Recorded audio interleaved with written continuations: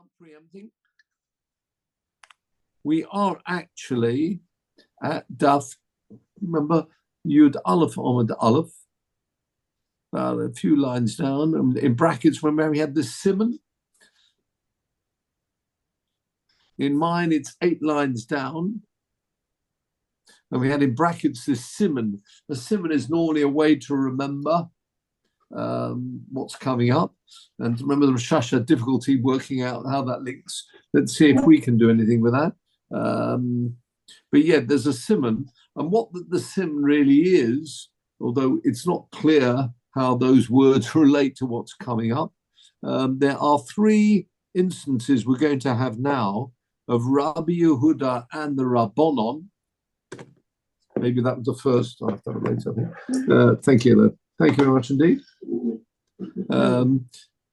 Where there are 3 instances of Rabbi Yehuda disagreeing with the Rabbonon, which he can do, being one of the Tanoim, Rabbi Yehuda and the Rabbonon. How we paskin will be something else, but this is, as we'll see, it's, well, no, actually, one of them is going to be halacha, but so we'll see how this develops.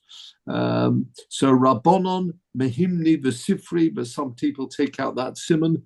There are, as I say, 3 instances here that we're going to look at where there's an argument between Chachomim and Rabbi Yehuda. One of them follows, and that's a link between a previous Gemara, which was talking about Ori Miklot, and how, in fact, there's lots of comments about Ori Miklot in the book of Yeshua. Simon, good to see you. Yes, good. Yeah, we're just about to get into about 8 lines down, Yud Aleph Amud Aleph. We were talking about the rules of Ori Miklot, with their various rules that come up in Sefer Yeshua.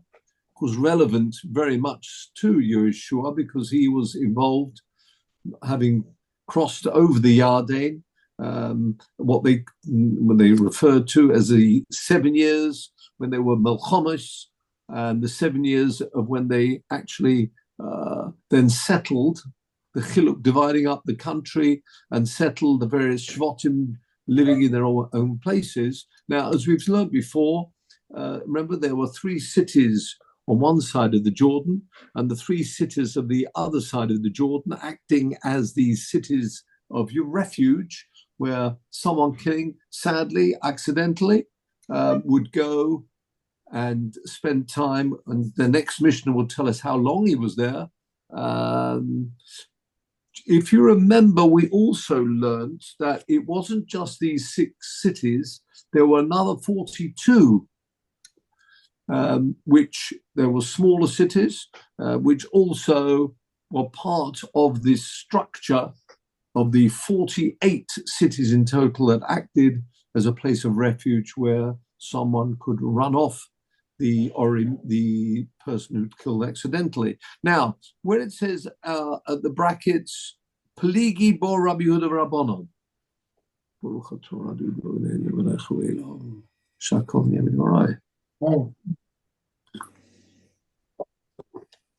yes. Oh, please, Sammy, you're also on the hot drinks. Good for all of us. Pligi bo Rabbi Yehuda Rabbanon. Have you got that? 9 lines down must be. Exactly 9 lines down. There's an argument, one of the 3 we'll be looking at, between Rabbi Yehuda and Rabbanon. And this relates back to our earlier Gemara, where, if you remember, the Pasuk in Yeshua, chapter 20, says, Vayedaber Hashem, the top line actually of the Gemara, Vayedaber Hashem el Yeshua leimar, Daber el bnei Yisrael leimar tunu lochem Ori Miklot, give over the cities of refuge that I've spoken about. I spoke to Moshe Rabbeinu about him, and you on the other side, which means now the western side of the Jordan, as you've crossed over. Sadly, Moshe Rabbeinu no longer with Klal Yisrael, he'd already passed away. telling him he should be separating out these cities. And if you remember, the word daber is normally as we said, a strong language, tough, make sure it's done, rather than by yomer, a softer, by daber also in the PL.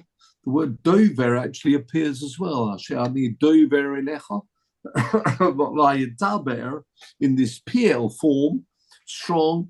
And it was a strong language that was used to Yehoshua, asking him, telling him that he should be separating out these cities of refuge on the western side of the Yarden. So, Pligi Rabbi Yud Rabbi Chad Omar, why is it in this strong language? Well, one of the interpretations is Mipnei Sheshiham. What does that mean? From the Russian shoho. Shoho means delay. There was some delaying taking place. 4 lines down, please, in the Rashi.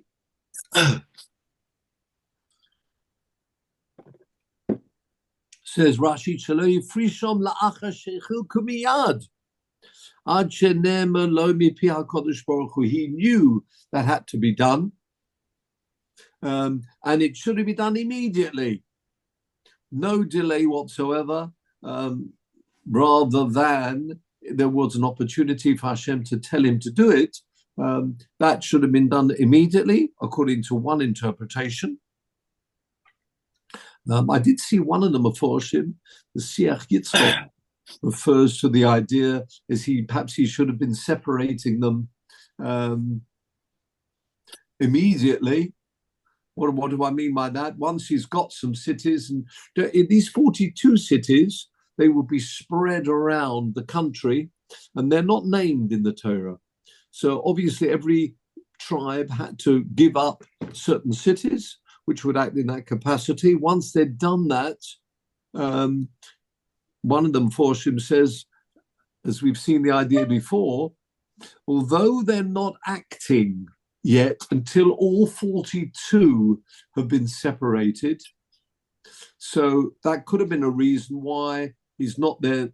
They may well have been designated, but not actually set up yet, because there's no point. They're not going to function until all of them are there. You've got the whole list down. And we remember the principle of Moshe Rabbeinu. Moshe Rabbeinu is very keen to set up these cities of refuge, even though clearly they weren't going to be functioning until all of them, including the ones that Yeshua was going to separate, would be functioning. So you need all 48 of them, and then they work. Nevertheless, Moshe Rabbeinu took time out, if you like, to separate them. And remember the principle we learned from there? Any mitzvah or part of that you can do, go ahead and do it. First, we never know what's around the corner. But besides that, even though the cities are not functioning, you've still done everything you can do, and it's worthwhile doing. So not, of course, it's wonderful to see the end of a person's work that they've been doing, but it doesn't matter. If all the person sees is the beginning of the building, the beginning of the structure, the beginning of whatever mitzvah it is that a person's doing, it's worth doing. And some say the same thing with Yeshua. As he was going through and he was getting cities from the various tribes, he should have immediately said that this is the city and do whatever's necessary for his part, rather than wait for all of them to be available. Because again, the same principle, try and do whatever you can do, even though you don't see the completion of work, it doesn't matter. You know, we used to saying, well, you know, if you don't need the full job, then it's, you know, a waste of time. That is not true. Even part of a job, if it's done, and then you pass on the baton to someone else to complete, that's well worth doing. So therefore, we've got this stronger language that's being used by Yadaber, that because of that delay, according to one view. Fachad Omar, back to the Gemara, Mipnei Shehein Shel Torah. Why the wording is very strong, this Loshen Aiz or Az, by Yadaber, because in fact it was a mitzvah min HaTorah, which Yeshua was also going to have a follow-on to that mitzvah of setting up the cities, and therefore, as it's linked to the Torah, a stronger word is necessary. It's not just a later mitzvah, it's the mitzvah from the Torah itself, and therefore it warrants a stronger word, showing the great importance that's given to that mitzvah. Okay? Now, number 2, Vayichtov. Have you got the next line? Vayichtov. Says the Pasuk, Vayichtov. You've actually got this Pasuk around the side of your Gemara, so I won't bother you, Peter. Peter, all you can do is perhaps shout out the reference next to the word Vayichtov. In mine, it's a letter Hey, but it depends which print you've got. I don't know what print you've got. I think it might be your Shiur 2426. Yeah, but have you got the? Oh, yeah.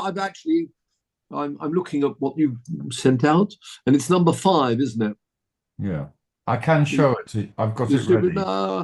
That's okay. You got it around the side of the Gemara. The superscript is 5. In different editions, it's a letter Hey. Right, the same. And you can see around the side of the Gemara, which I'm looking at too, the actual print you've got. And Yeshua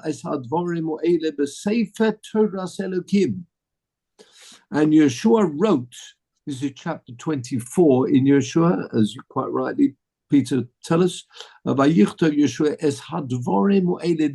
things, b'sefer Toras Elokim. Now, what's that talking about? Sefer Toras Elokim. In the Sefer, in the Sefer, the book of Toras Elokim, the Torah of God, what is that referring to? That Pasuk, those words in particular. Back to our Gemara. Next line. Pligi bo, once again, an argument between Rabbi Yehuda. Actually, I'm wrong. Rabbi Yehuda is involved, but it's not just Rabbi Yehuda against the Chachomim. Here it's Rabbi Yehuda and Rabbi Nehemiah.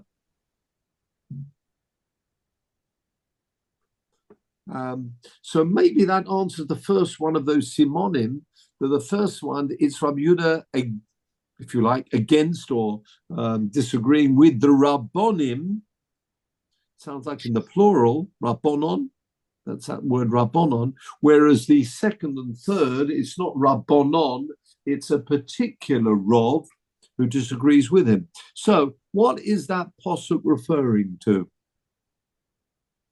Now, we've moved away now from Ori Miklot, which often happens as it's all, it would be Torah Shebal Peh. So the Gemara, you often find that once the Gemara is discussing something, it will then move on to something similar to, and it was a great way to try and remember this if you didn't have it written down, and it's, say, remembered orally, like all these Mishnayos. You remember the old Pichem Siyum and everything else, where things are being learnt without, say, off by heart. So that's a good way to remember it. We've got a source about the Ori Miklot. There's another argument, Rabbi Yehuda, this time Rabbi Yehuda and Nehemiah, regarding that Pasuk too. Now, what is that referring to? Nothing to do with the Ori Miklot. Chad Omar Shmona Pesukim. I take that back, what I've just said. But Chad Omar Ori Miklot. One says it is referring to the Ori Miklot, but one says it's referring to the 8 Psukim. What 8 Psukim? Please look at the Rashi. Chad Omar Shmona Psukim. The 8 Psukim. Now, you've got Shmona Psukim. If you look at the Rashi, Mi vayomos shom Moshe ad sefer, until the end of the, well, here it will be the end of the Sefer. Which Sefer? Now, you've got a reference in the Rashi. I think you have a reference ayin. I have a different reference. And that little ayin takes us to the right-hand side, the Masuras Hashas, who tells us what Rashi is referring to. And he tells us to look in Devarim Lamed Dalet. So, Peter, if I can, please ask you to turn to Devarim Lamed Dalet.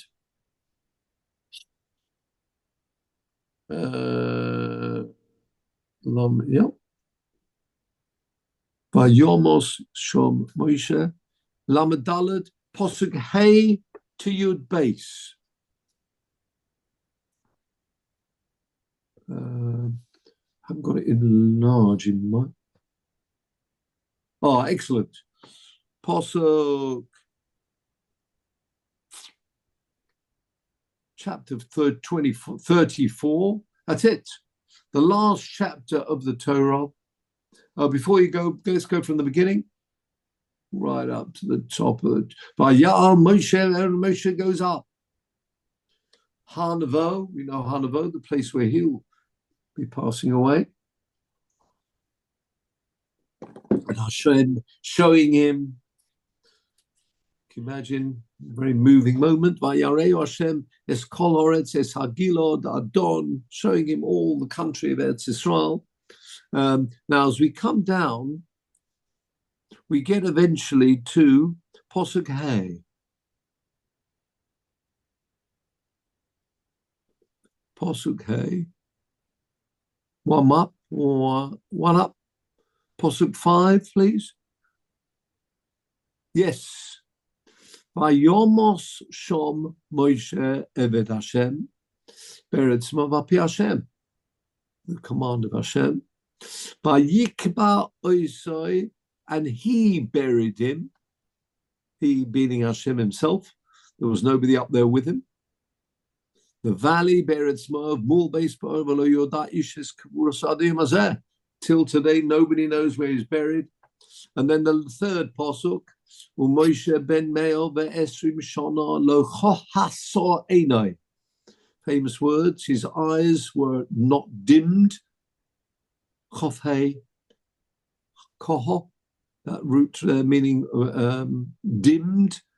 Below nosleichai, leach min the lachus, the vigor unabated.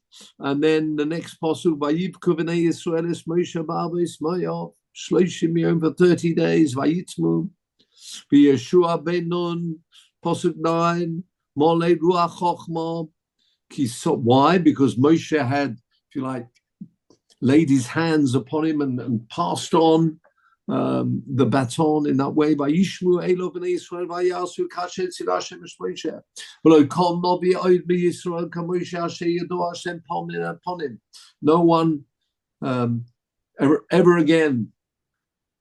All the things that he did. Now, how many pesukim are there from the posuk where it says posuk Hey or before? Vayomos, surprise. Vayomos Shomoshe ben Hashem eretz Movapi Hashem. 1. Next posuk, Vayikba. Number 3, Moshe. Vayivku. Keep going. Yeshua ben Nun. Then we've got below com. L'chol ha'osos. And then l'chol ha'yod ha'chazaka. 5, 6, 7, 8, 9. How many psukim is that? The last 8 psukim of the Torah. Thank you. The last 8 psukim of the Torah referring to the death of Moshe Rabbeinu. Now let's go back to our Gemara, please. Thank you, Peter. So back to our Gemara. Chad Omar, Sam, see you there now with us. talking about these 8 psukim. Well, we have a passage which says, and Yeshua wrote, this is from the book of Yeshua, these words, B'Sefer Torah Elokim. He wrote down words, particular words, in the book of Torah Elokim. What's that referring to? And that pasuk is in the book of Yeshua. So Pligi bo Rabbi Yehuda Rav Nechemia. Chad Omar, one of those Tanoim says, these are referring to the Shmona Psukim, those 8 Psukim in the Torah, not written by Moshe Rabbeinu himself, but written by Yeshua, his faithful Talmud. V'chad Omar, no. Ori Miklot, what's being referred to in that posuk in the book of Yeshua? Again, he's writing down about the halachas and the rules of the Ori Miklot. Says the Gemara. Before we go there, let's finish the Rashi again, please. Had Omar Shmona Psukim mi vayomos shom Moshe ad Sefer. We now know what that's referring to. The Chad Omar, one of them says, "B'Parshas Orei Miklot hu Omer." It's referring to he wrote down the rules of Orei Miklot. Sheksuva b'Sefer Yeshua. They themselves are mentioned in the book of Yeshua in chapter 20. So that's what he did, and that's being referred to in this passage in chapter 24. So chapter 24 refers to the fact that he wrote down all those rules of Yeshua, of Ori Miklot. Yeshua wrote them down. Now, says the Gemara, Bishlama, that's all very well, that it's referring to the 8 psukim, the 8 final psukim in the Torah.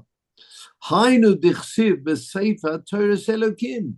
That's why in chapter 24 in Yeshua, it says that Yeshua wrote down these words in the book of Torah Elokim. It's referring to the Torah itself, because he now becomes the author of the last 8 books, of course, being told what to write by Hashem, but he is the author, as Moshe Rabbeinu is no longer with us. And that's the words where it says Torah Elokim. But according to the view that what's being referred to there in chapter 24 in Yeshua is Ori Miklot, why does it particularly said he wrote down the words B'Sefer Torah Elokim in the book of the Torah of Hashem? That's not true. He's talking here about the Ori Miklot. Hochi Kama, this is what it means according to that view.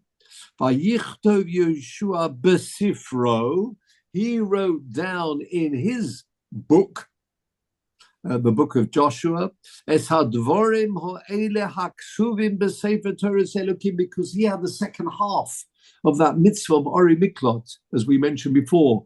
The first 3 set up on the eastern side of the Yarden by Moshe Rabbeinu. He was now continuing that on, and that's why it says what was written in the Torah Elokim, that mitzvah of Ori Miklot, he wrote down the final part, the concluding part of that mitzvah in Yeshua. Can I turn, please, to Peter, again to that pasuk we saw before, which was in Devarim, the very last chapter of Devarim, which is Devarim 34.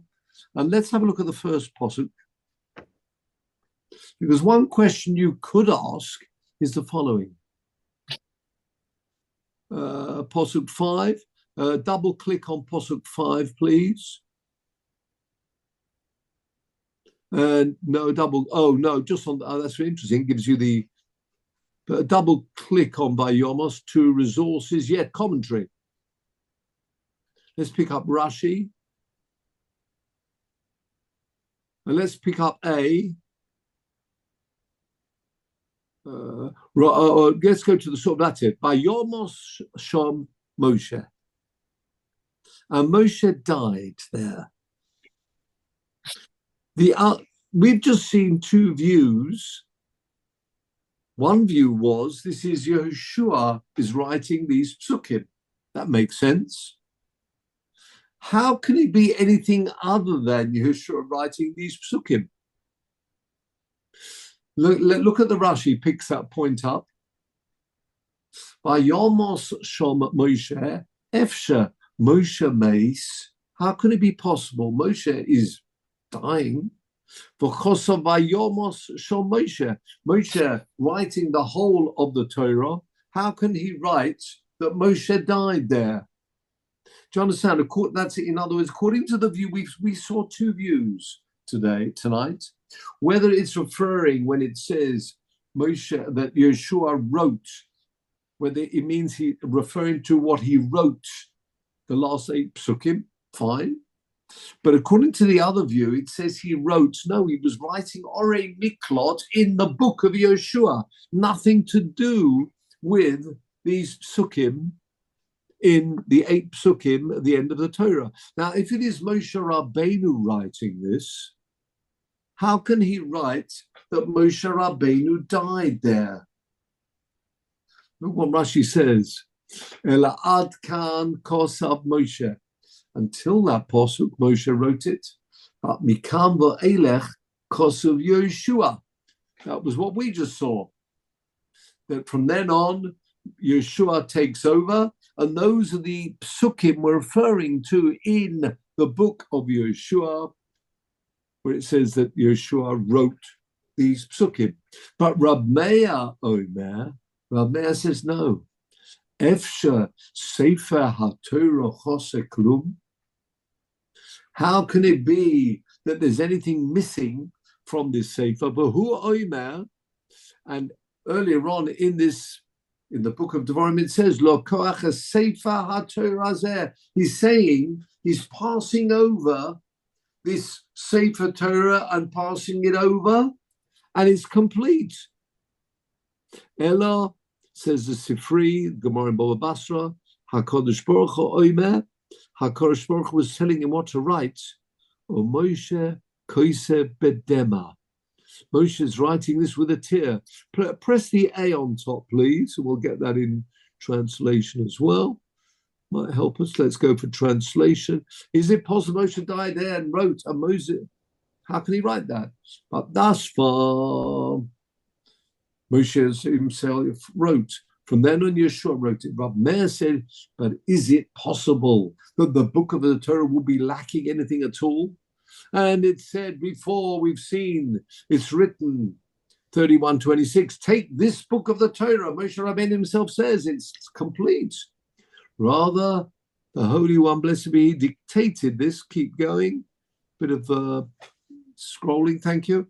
And Moshe wrote it in tears. Yes, but he's completing the book himself. So where you've got those words, Vayom Hashem Moshe, we've got two views as to whether it's Moshe Rabbeinu himself writing those words, yes, with tears, because he knows he's passing away, but nevertheless he's writing it in that form, and then it's being passed down for Klal Yisrael eternity, or in fact those psukim are, as we've seen the first view, would tell us that in fact it was Yeshua who wrote those psukim. Okay, thank you very much. And now we go back to our Gemara. Yep. So on we go, and now we pick up the third of these discussions between Rabbi Yehuda and someone else on various points. So let's have a look at number 3 now. Last case, after the word Elokim, about 20 lines down. Good to see you, Mervyn. Sefer. Yeah, sorry I'm late. That's right. Sefer, talking about a Sefer Torah, which has been sewn, obviously got the parchments, Shetofru bepishton. Perhaps pishton, flax, perhaps it's easier to sew with that. Can you or can you not use that to stitch together a Sefer Torah? Says the Gemara, Sefer Shetofru Pishton, Peligi Bo Rabbi Yehuda and Rabbi Meir. There's an argument between Rabbi Yehuda and Rabbi Meir as to whether that's acceptable or not. Why? We'll have to understand why in one moment. Rabbi Meir and Rabbi Yehuda, Rabbi Yehuda and Rabbi Meir. Chad Oma kosher, Chad Oma posel. So again, Rabbi Yehuda arguing with the other Tana or more than one Tanoim. One of those say it's kosher, V'chad Oma posel. And notice that little aleph in mine, a little aleph takes me to the Rambam, takes me to right on top. Let me just see if you've got the same. I'm sure you have. Yes, that little aleph, to look at the top left-hand side, and that's always the giveaway, where you've got that little aleph telling me to look in the Maimonides, Perek Tes, Hilchos Sefer Torah, the Sefer Mitzvahs Godel. That's the smug.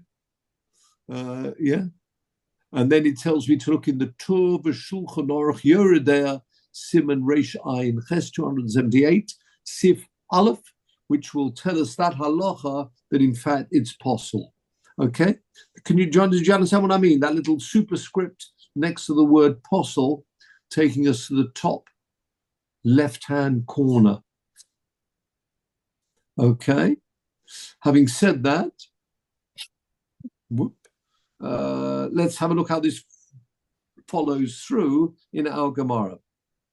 Lamanda Oma Posel, according to the view that says it's possible. Yes, Dichsiv. I've got a posuk, another posuk. This is in Shemos, the end of Parshas Bo. Laman Tiyeh, actually, the first part of that posuk, probably worth, well, actually, if you've got it around the side of the Gemara, I won't bother Peter. Where it says here, number 6 in your reference, Laman Tiyeh, in order it should be, Torah Hashem B'ficha. But look at the whole posuk, please, number 6. Talking about the tefillin, should be a sign on your hand, a zikron, memory, a reminder, bein einecha, laman tiyeh Torah Hashem b'ficha. The words, so that the Torah Hashem should be b'ficha. Ki b'yot chazaka yatziacho Hashem mitzrayim. What's crucial is the words in that posuk, laman tiyeh Torah Hashem b'ficha. Thank you, Peter. Yeah, very good indeed. Thank you. Torah Hashem b'ficha.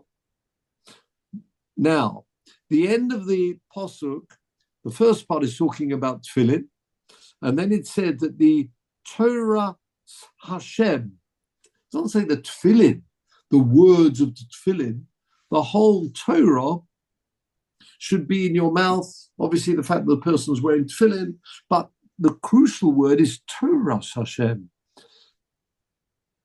Have a look at Rashi, please. Laman tiyeh Torah Hashem. V'reisha dikro, the beginning of that posuk, mishtoi, is discussing the tefillin. Very clearly, it's talking about tefillin themselves very, very clearly. As I said, yeah. The iskish hocha, I'm going back to the Rashi, and there's a comparison here of Torah, literally, there's a link, a hekesh, a link between the first part of the posuk, which is talking about tefillin, and then it says the word Torah. a comparison to tefillin, whatever we've got with tefillin, we're going to carry across to the whole Torah, the writing of the Torah itself, a Sefer Torah. Back to our Gemara. The iskish kol haTorah kula litfillin. There's this word hekesh, which Rashi is referring to. Hekesh meaning the link, comparison, one right next to the other. There's a comparison of the whole Torah to tefillin. So what? Says the Gemara. Ma tefillin, there's a rule in tefillin. It's true, it's halacha l'Moshe miSinai. Just like, how do we know it's got to be black? How do we know tefillin have to be square? That's called halacha l'Moshe miSinai. It's halacha passed down from Sinai. And nevertheless, we don't find an actual posuk for it, but that doesn't matter. It's called halacha l'Moshe miSinai. There's another one. Ma tefillin, I'm doing back to the Gemara, halacha l'Moshe miSinai. It's halacha l'Moshe miSinai, halacha from Sinai. That to toe from begidin, you've got to use sinews to stitch up the parchment. Yes. So again, ma tefillin, halacha l'Moshe miSinai, l'tofron, to stitch them together, begidin. Of kol, the tofron begidin, all, where it says here in that posuk, Torah Hashem, the whole Torah. It's not just that parsha of tefillin, it's referring to the whole of the Sefer Torah has got to be stitched with these gidin, sinews, and therefore, as called the tefillin, being part and parcel of the Torah themselves, they fit into the larger rule of the whole Torah has got to be stitched with gidin. Ve'idach, what about the other view who says no? Tefillin and the Sefer Torah have different rules. They may well be a halacha l'Moshe miSinai, that the tefillin need to be stitched together with gidin, but that does not apply to the rest of the Torah. Why is that? Haven't we got this hekesh? No, ve'idach. Ki iskish, it is linked, but to something in particular. L'muta beficha.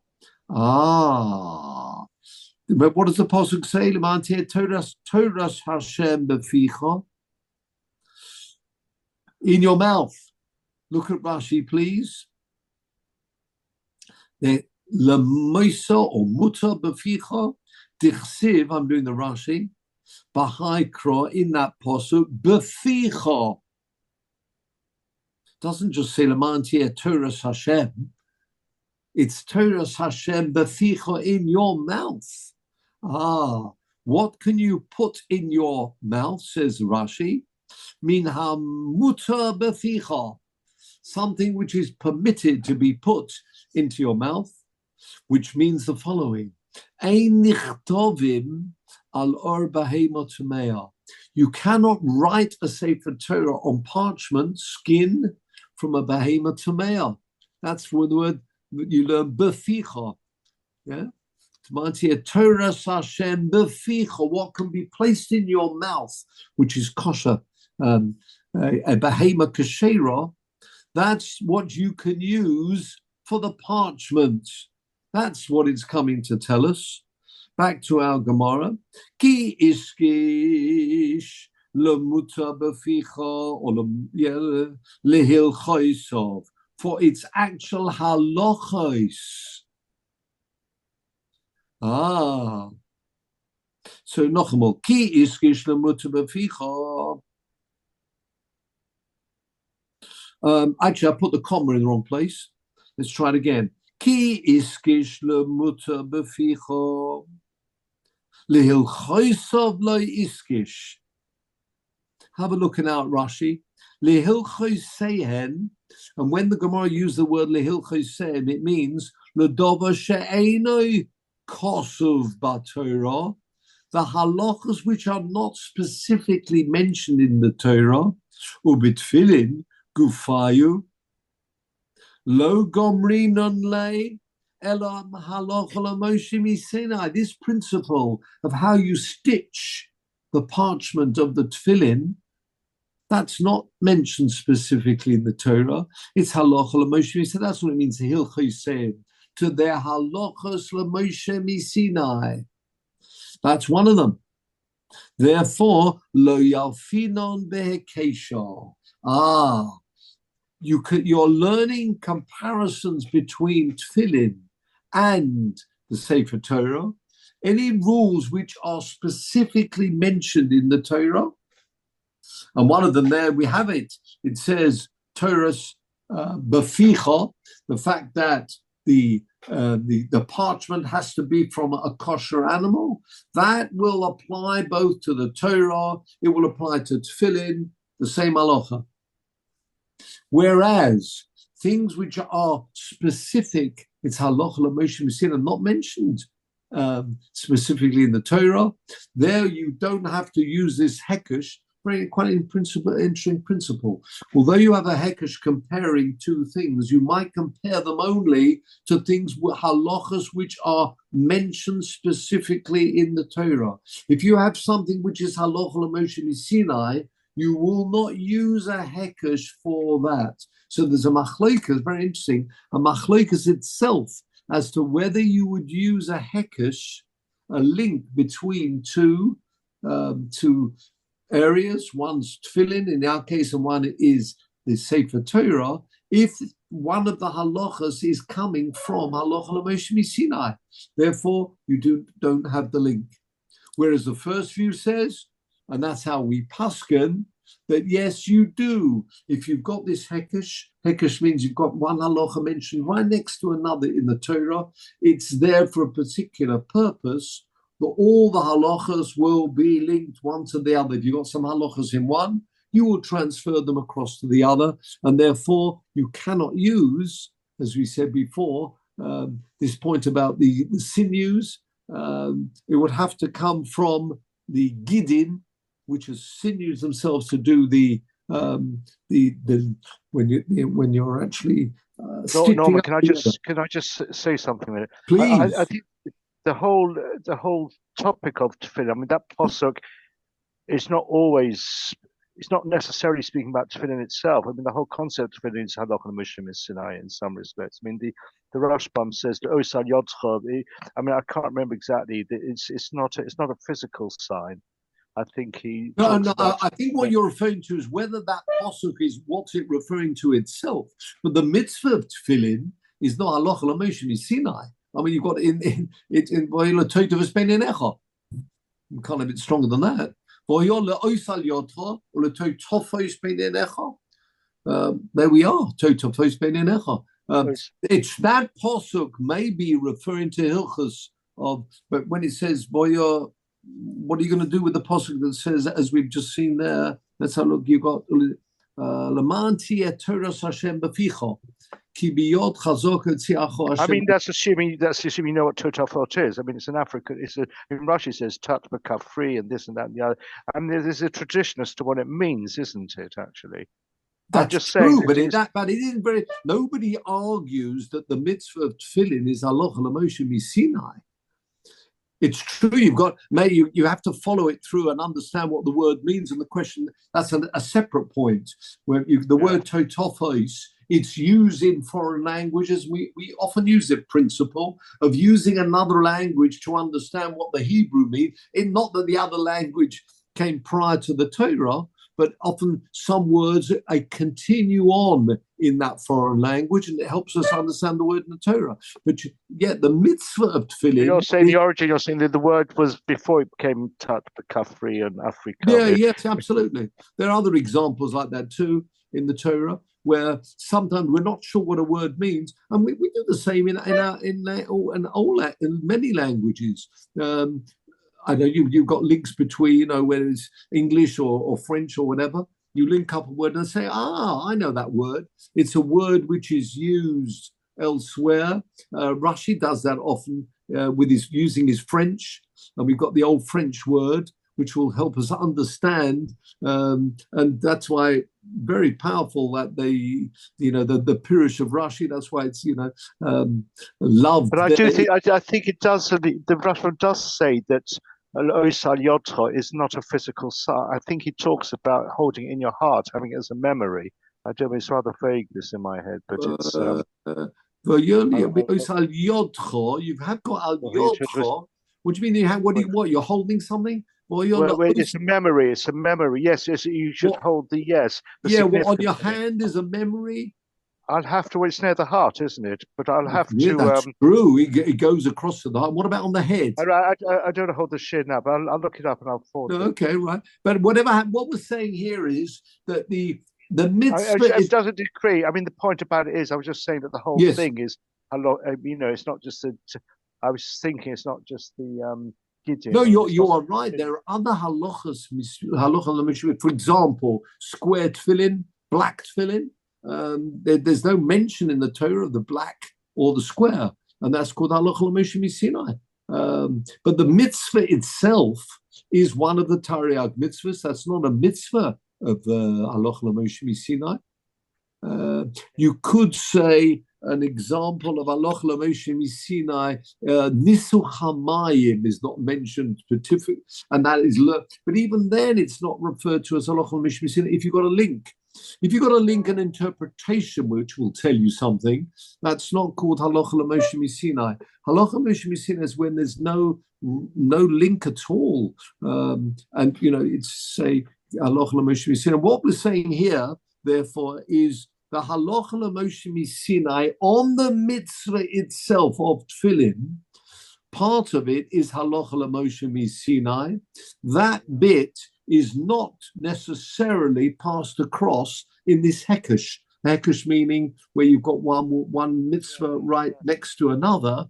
But we paskin actually is possible, as we saw that at Lalaf, telling us that we do say that you do, but both halachas together, and therefore the same rule that applies to the halacha l'Moshe Sinai of tefillin would apply also to the Torah itself.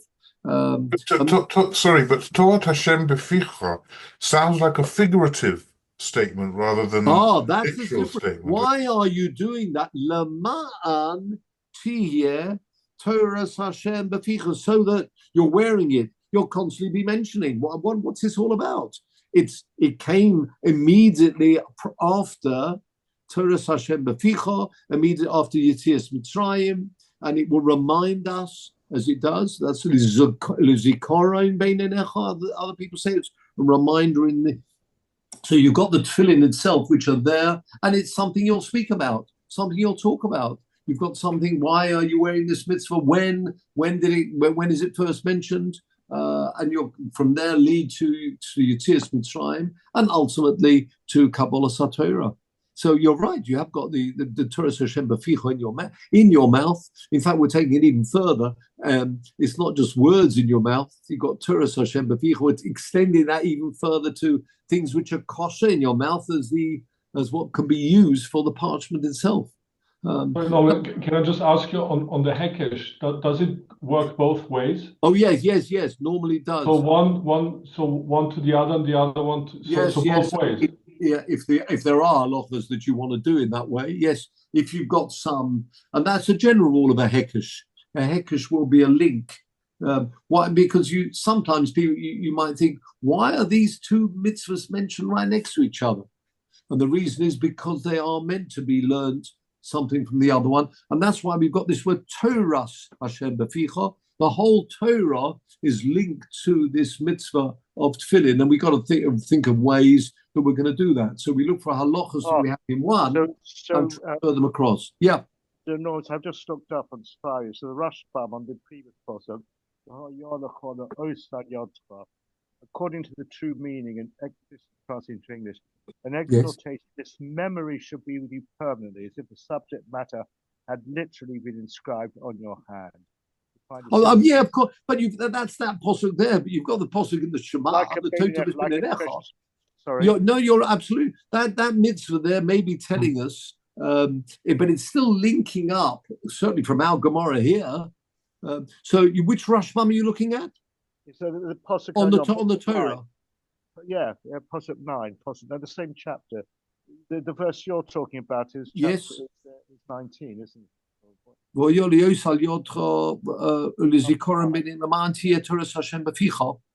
on that the Rashbam says to be a merry no, we can follow that up. Peter's here to help us. Let's have a look at that pasuk. Which we that's right. Give the pasuk Shemos Yud Gimel Test. Are you looking at? Yud Gimel Test, yeah, absolutely. Yeah, very good. Let's Peter, if I can try with you, as it's been raised. Shemos Yud Gimel Test. Thank you very much. You can just stick Shemos 13 and pasuk number 9. Can you bring this up? Yehuda kind of alerted me to this commentary. I'm sorry? Yehuda alerted me to this commentary. Yehuda? Oh, good to hear from you. Can you open that up, please, Peter, a little bit larger for us? Or maybe it's just me. It's very small. No, it normally takes up a whole screen. It doesn't this time. Is that because? Is that just me, or can you fill the whole screen with that pasuk? It's big as it goes. Oh no, because normally you fill the whole screen. Is it my the problem with my? Can anyone see the whole screen? 1 second. I'm looking at on the. Yeah, it's pretty much the whole screen. Oh no, it doesn't matter. Okay, so if you can press commentary and go to the Rashbam if he's got it. Oh, he hasn't. Oh, go on, scroll down one more. Let's hope. No, it's not there. It is right down. Keep going. All the way down to R for Rashbam. Keep scrolling. Barbanel, for another time. No, it's definitely on the right. It's funny. Yeah, just keep going. You'll obviously with a letter R for Rashbam, or maybe Shin for Shlomo. No, it's Rashbam. It's under R. Raul, we're getting there. Raul Bug. Keep going. Rashbam, well done there. Popular 12th century. Thank you. According to the true meaning, meditation of this memory, the Osaliot Chaydia, the Fi Omek Pshutai. Yeh lechol izokaron tomi ki ilu kosev al yodcho ke'ein shemini kosev al libcha. Oh, very nice. Very good. Thank you, Mervyn. The fi oime pshutai. Obviously, you've got the simple interpretation, which you can't avoid. But he's saying, don't just stop there. Yeh lechol izikaron tomid. Thank you, Mervyn. Wonderful. You've got to constantly have this in mind. Thank you for that. You've got to. Yehuda pointed it to me. No. What I'm saying is, it's great. It's not just the mitzvah itself. He's saying if he oimek pshutoi yelachol izikoron tomid ki ilu kosu val yodcha. That's not the simple interpretation, obviously, but a person has to regard it. Very strong musa from you, Mervyn. Thank you. One must regard it ki'ilu kosu val yodcha, ke'ein simeni chachoisom al libecha, engraved onto a person's heart. That's what you've got to imagine. So it's true. We're wearing the tefillin during the day, but not all day. But you've got to. Omek Pshuta is telling us. It's got to be regarded as if it really was on your heart constantly. So yes, we may be of course, in some places they were wearing tefillin the whole day, but if you're not, it doesn't matter, because the mitzvah of tefillin should be regarded as a zikaron tomid. This word is zikaron, a constant reminder, even if you're not wearing them. And that's the tomid, the mitzvahs. You often have this idea. So it's a very good point. Although, if we go back now to, thank you, Peter. Yes, so what you're saying is, although there is that mitzvah, that's not halacha l'Moshe Sinai, the depths of the pshat, that's the omek pshutai, not the simple interpretation clearly, but the depths of pshat, it should be a constant reminder. And we have this with so many mitzvahs, whether you're talking about Seder night, which is meant to be obviously just one night, but that one night is meant to carry us through to the whole year coming up, and all the mitzvahs throughout the year. Particularly, you've got the Shofar, Rosh Hashanah, the Yom Kippur, the highlight. It's not always Yom Kippur, it's not always Seder night, but those messages that we take from that should carry us through. In particular, we are talking about the mitzvah tefillin. Mitzvah tefillin as well just keeps us going, and as a constant reminder. We just like a daily top up, if you see. So thank you for that. Have a look at the end of this Gemara, please. And we'll conclude with this before we get to the Mishnah. Omar Rav. Rav said, Chozinon lehu. Now, I've got in mind litfilin, but I think you've also got probably a little dullard next to the word tefillin. In your Gemara, I've got a reference in mine as well. The little dullard takes us to the right-hand side, and Sforim Acherim have lesifrei. Instead of tefillin, lesifrei debei chabibi. I'll tell you what that means in a minute. And according to the Ritva, that is the correct text, the tricks. So go back to our Gemara. Let's have a look here. Yes. So Rav said, I saw, and it does seem like the correct text in the Gemara should be, I saw that the Sefer Torah of Debei Chabibi, the house of Habibi. Who's Habibi? Habibi means my beloved one, but it's often a term that's used. We've had that before, this Habibi. It's used actually, said Ladodi, my uncle. Habibi, yeah, good old uncle, whoever it was, but we'll see who it was in a minute. I saw the Sefer Torah. Now, why is crucial, says the Ritva, that this word should be changed from the word tefillin that we've got to the correct text, which is Sefer Torah, because nobody disagrees about tefillin, that they've got to be stitched together with these sinews.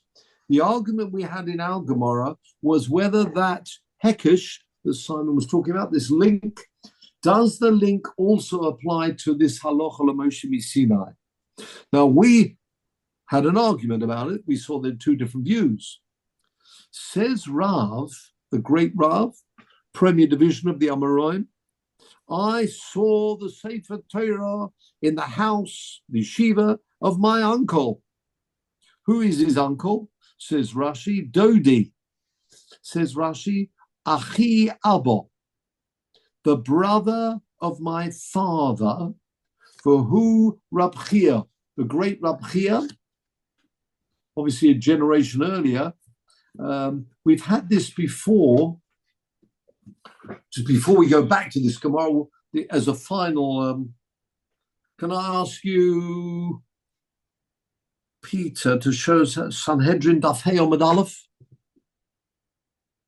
just before we conclude, and then we'll finish off the Gemara, just to get the relationships here. Daf Hey Omid Aleph Sanhedrin, tricky, if you've got it. I haven't got it yet. Yes, I do now. Not yet. Yeah, we're going to. No, we want to go. Woo. We're going to text. Oh no, here we go. That's all right. Daf. What did I say? Daf Hey Omid Aleph, 5a, but it's right at the base of 5a. Just want to pick up one small line there. Just before we get to the end of 5a. Oh, there you are. Oh.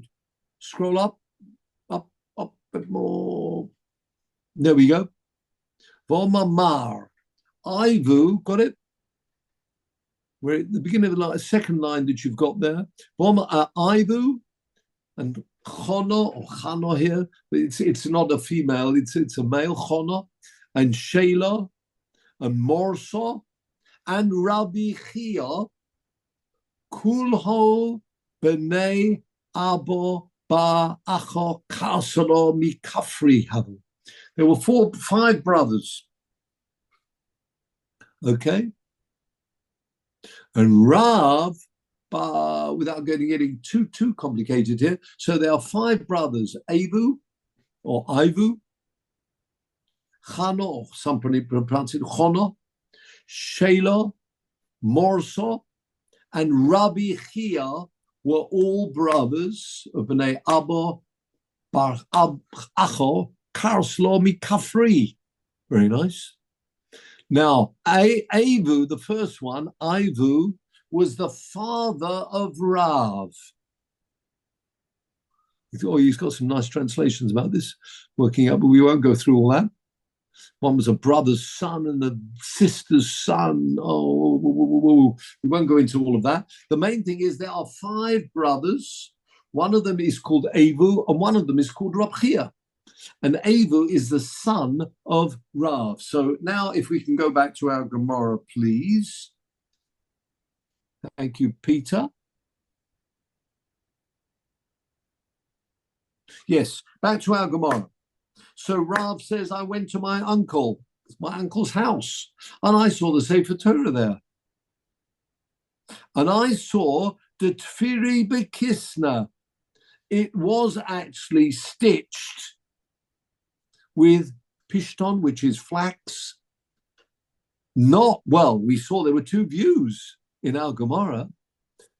Well, that helps us quite a lot. Says the Gemara, even having heard that story, less hilchasa kavose. The halacha actually is not like that. The Gemara is concluding. So it's much later. The Gemara is coming to the conclusion that we paskin, as we saw before, like that chad omar posel. It is posel. So back to Simon, your point about this hekesh.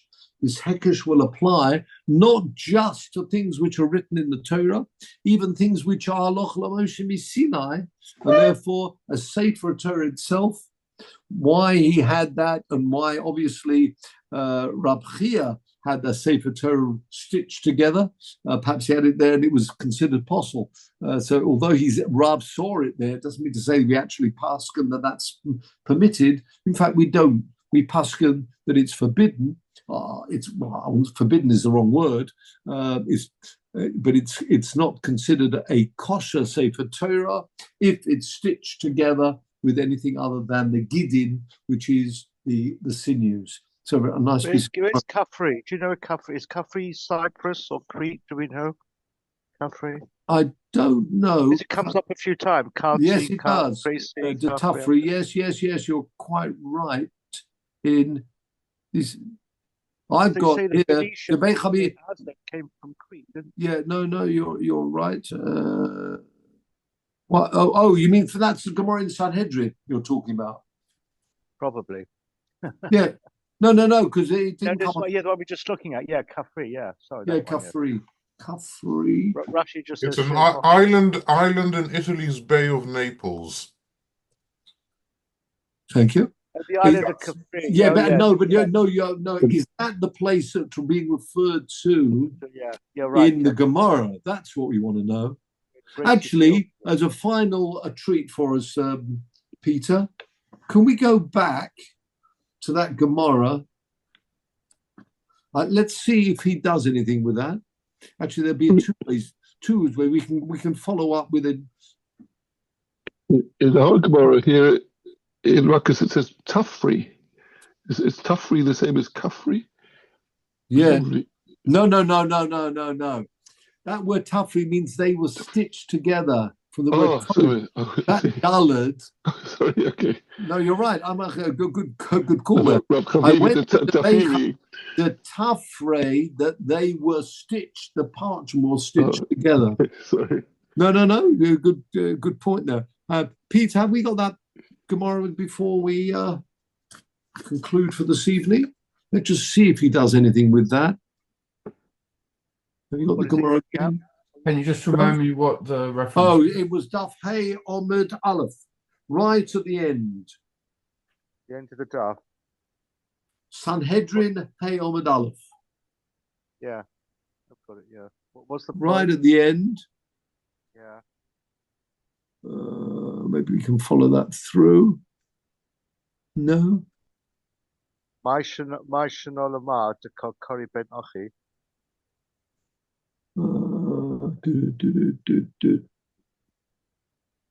No, not yet. Let's have a look. Can anyone see it? It is up on my screen. Oh, wait a minute, sorry. My Shanolama.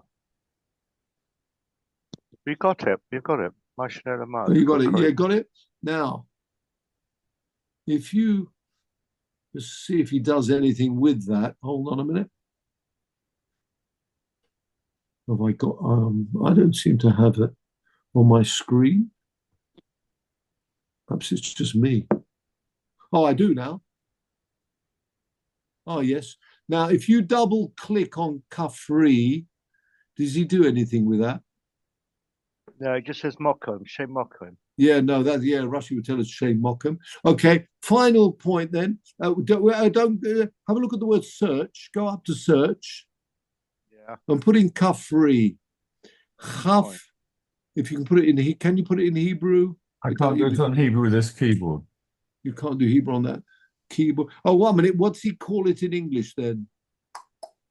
I can put it in Hebrew on the search words. 1 second. Or just scroll down a bit. There we are, Kafri. Put in your search Kafrei, and let's see what he wants to do about this. I can put it in Hebrew. Oh, there we are. Now it didn't tell you where it is. Results for Kafri. No, it just gives you lots of sources. Doesn't tell you about where Kafri is. No, I can't do that on that. Kafri. It says in Wikipedia in Hebrew that Kafri Bavel was a yeshuv in Bavel in the Amorai period. Oh, good. No, thank you. Yeshuv in Bavel. In Bavel. Oh, so there you are. Yeah, so that's Kafri that we're talking about here. Bavel. So you're saying that was in Bavel itself? Yeah. Yeah. So yes, thank you for that. So thank you, Sam. You've given us two sources then. One, the place near in which I don't think is so relevant, but no. In case anyone's going there for a good holiday place, no doubt. But no, the Kafri here we're talking about, there must be the one in Bavel, and you'd think that's where they were from. So the five brothers, one of them being Rav Chia, and Ra being the nephew of Rav Chia, at least, not Evu. Excellent. Okay. With that, thank you very much. Good evening, Norman. I have to go. Sorry. Yeah, we're all going now. So thank you very much indeed. We do wish you well, Peter. Thank you. Yeah, wish you well, Peter. Thank you. Do you think it will be sometime during the coming week, or you don't know? I think it might be 2 weeks' time, so you may have to put up with me on. Oh no, quite the contrary. So anyways, we wish you well whenever that might be.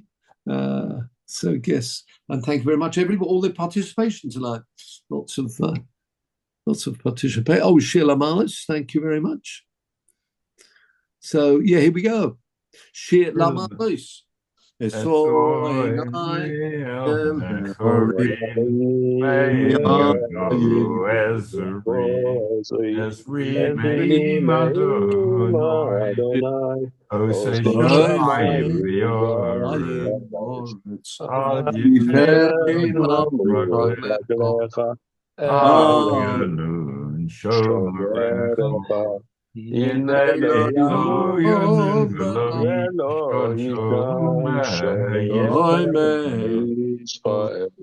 Adonai Shomerecho, Adonai Tzedeko, Yajimedecho, Yom Hashem Yishlo Yakecha, Yoreach V'Laylo, Adonai Yishmerecho, Mikora Yishmo et Nafshecho, Adonai Yishmo V'Seu Roecha, Me'ato Yadayom. Canaan called Beis Yisrael, Hanasurim Betzoro Beshivyo, Oimdim Bein Bayom, Bein Bayabosho, Hamokim Yerachim Alehem Yotzim Mitzoro, Nirvocha Me'afede Oile Meshibu Digula, Hashlo Bagola Ubizman Korib, Benoma Amen. Yes, as we approach Rosh Chodesh Adar, as we said before, as man beginning as the man of Gula, going from Gula of Achashverosh, etc., and Purim, Esther, onto Pesach, it's Managula for the whole of Klal Yisrael. We hope for further Besuras Tovus in a tough time indeed, Klal Yisrael. But Metz Hashem, let's hope for Besuras Tovus, as I say, all round. We wish you, particularly Peter, well, and say have a very good.